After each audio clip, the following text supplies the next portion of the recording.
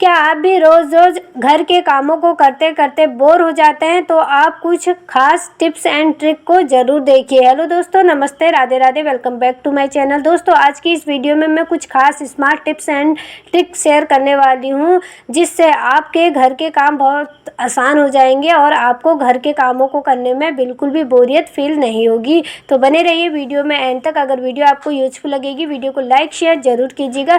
तो चलिए फ्रेंड्स, बिना देरी किए हुए आज की वीडियो की स्टार्टिंग कर लेते हैं। देख लेते हैं आज की पहली टिप। फर्स्ट टिप होने वाली है कुशन के ऊपर। तो दोस्तों, कई बार कुशन कवर बहुत ज़्यादा गंदा हो जाता है, हम सावधानी नहीं बरतते हैं तो हमारे जो कुशन कवर होता है ना, बहुत ज़्यादा गंदा हो जाता है। या फिर घर में छोटे बच्चे होते हैं तो कुशन से खेलते रहते हैं, जिस वजह से कुशन कवर बहुत जल्दी गंदा हो जाता है। तो उसके लिए एक बहुत अच्छी सी ट्रिक बताने वाली हूँ। तो यहाँ पर हमें ले लेने हैं पुराने पिलो कवर। दोस्तों, हम सभी के पास ना एक्स्ट्रा पिलो कवर तो बहुत ज़्यादा होते ही हैं, एक्स्ट्रा पड़े रहते हैं, क्योंकि जब भी हम नई बेडशीट लेके आते हैं तो हम बेडशीट के साथ पिलो कवर भी लेके आते हैं। लेकिन बेडशीट तो एक समय के बाद ख़राब हो जाती है, लेकिन उनके जो पिलो कवर होते हैं ना, ऐसे ही रखे रहते हैं। तो इस तरीके से हम पिलो कवर को कुशन को पहना देंगे, यानी कि पिलो कवर के अंदर कुशन को डाल देना है। देखिए, इस तरीके से डाल लिया है और उसके बाद जो एक्स्ट्रा कवर का पार्ट बचा है, इसको ना इस तरीके से हम अंदर की तरफ डाल देंगे। तो दोस्तों, इस तरीके से ना हम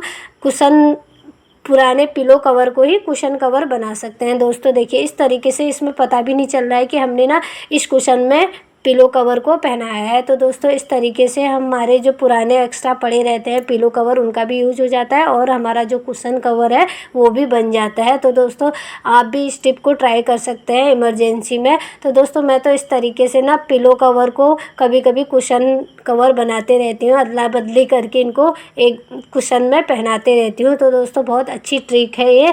अगर आपने कुशन कवर वॉश किए हैं, एक्स्ट्रा कुशन कवर नहीं है, तो आप उस समय भी इस टिप को ट्राई कर सकते हैं। इस तरीके से पिलो कवर को ही कुशन कवर बना सकते हैं। तो दोस्तों देखिए, इस तरीके से अच्छे से इसको सेट कर लेना है और इस तरीके से देखने में भी कितना सुंदर लग रहा है। तो दोस्तों, इस तरीके से ना हम अपने घर के कामों को आसान बना सकते हैं छोटी छोटी टिप का यूज करके। अब देख लेते हैं आज की नेक्स्ट टिप। नेक्स्ट टिप हमारे किचन से जुड़ी हुई होने वाली है। तो दोस्तों, यहाँ पर मैंने ली है एक बास्केट ली है और इसमें मैंने न्यूज़पेपर का एक पीस बिछा लिया है और अब मैंने यहाँ पर लिया है एक कार्डबोर्ड को ना इसके बीच में मैंने इस तरीके से फिक्स कर लिया है। तो दोस्तों, इस तरीके से फिक्स करने के बाद अब मैं इसका यूज क्या करने वाली हूँ वो आगे आपको मैं बताती हूँ।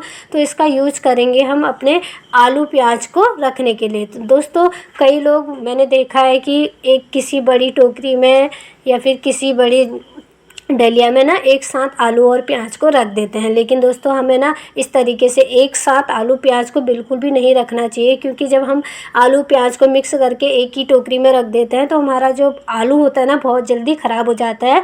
आलू जमने लग जाता है और बहुत जल्दी सड़ जाता है, क्योंकि प्याज में सल्फर पाया जाता है, जिस वजह से हमारा आलू बहुत जल्दी सड़ जाता है और आलू हमारा ख़राब हो जाता है। तो दोस्तों, इस तरीके से आप कार्डबोर्ड से ना बीच में डिवाइड कर दीजिए और इस तरीके से आलू प्याज को अलग अलग रख सकते हैं एक ही टोकरी में भी।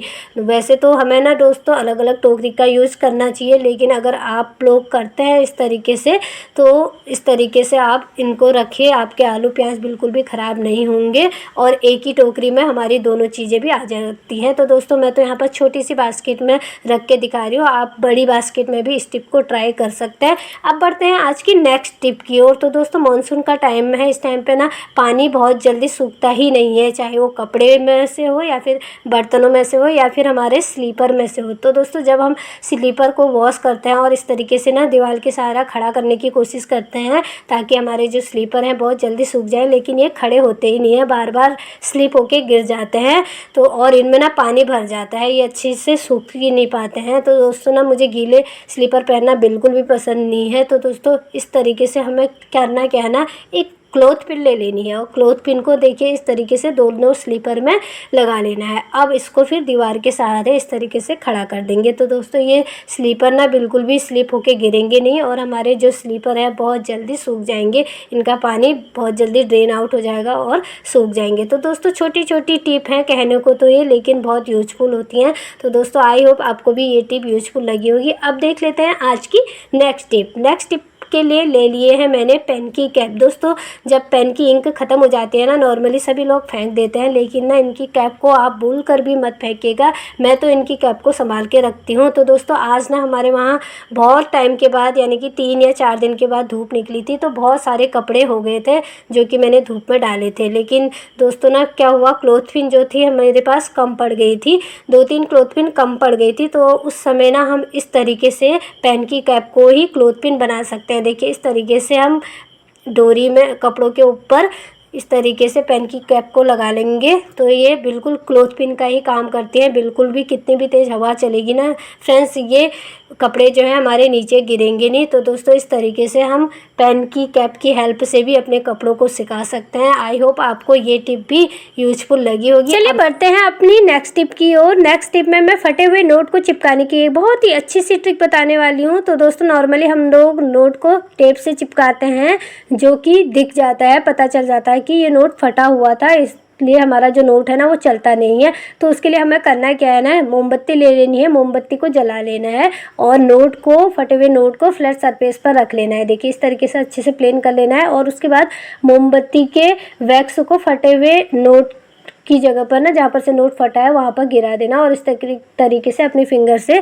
एक बार इस तरीके से कर लेना है। और उसके बाद आप देखेंगे कि जो नोट था ना वो अच्छी तरीके से चिपक जाता है और पता भी नहीं चलता है कि ये नोट कभी फटा हुआ भी था।